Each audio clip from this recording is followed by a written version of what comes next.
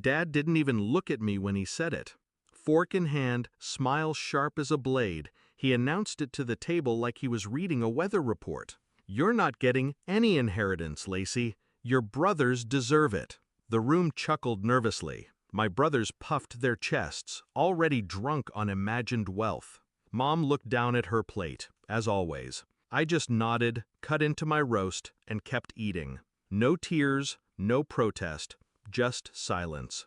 But inside I felt something split. When I was younger, I thought my father was a mountain, immovable, indestructible. I spent years climbing for his approval. Top grades, first job, late nights, no complaints. But mountains can crumble, and mine always crumbled for my brothers. They failed upward, crashed cars, lost jobs, drained bank accounts. Dad called it boys being boys. I worked myself raw, and he called it what's expected. I didn't realize the word daughter in his dictionary meant disposable. The betrayal didn't come tonight. It had been years in the making. Tonight was just the punchline. My brothers thought I was invisible. They'd forget me in group photos, cut me off mid-sentence, laugh when Dad dismissed me. But invisibility has its advantages. They never saw me watching.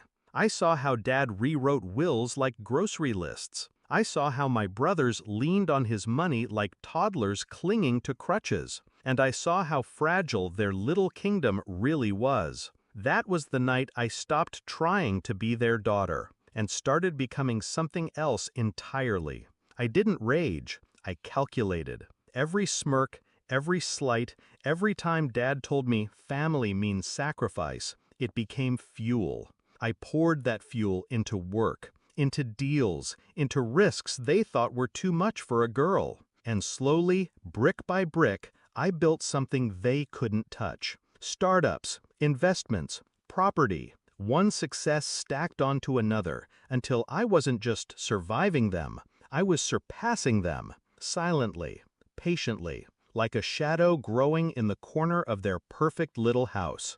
Tonight, at that dinner table, I kept my mask in place, chewed my food slowly, nodded at their mockery, played the quiet role they'd written for me.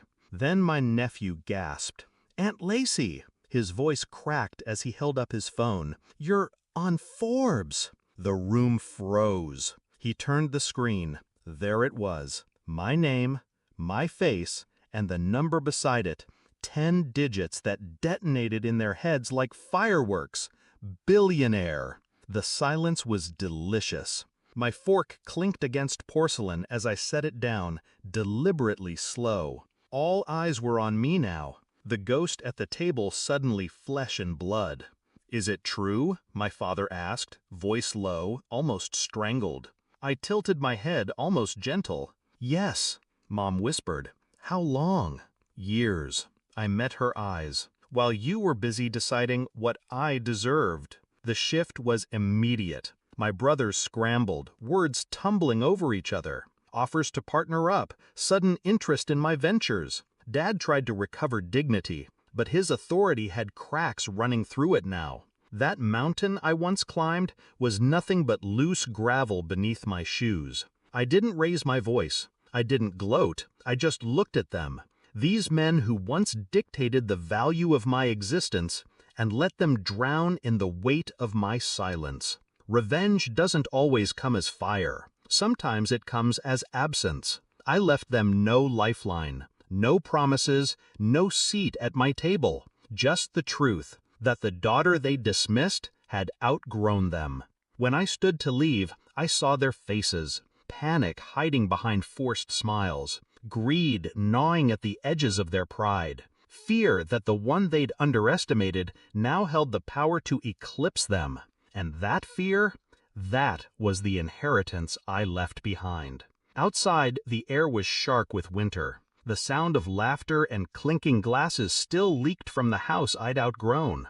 I walked to my car, heels crunching on ice, the sky above me wide and endless. For the first time, I wasn't chasing their approval. I wasn't waiting for permission to exist.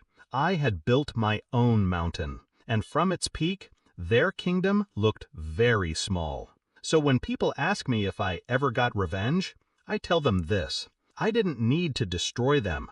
I just needed to let them see me rise. Because sometimes the cruelest justice isn't taking something away. It's showing them they never had the power to give it in the first place.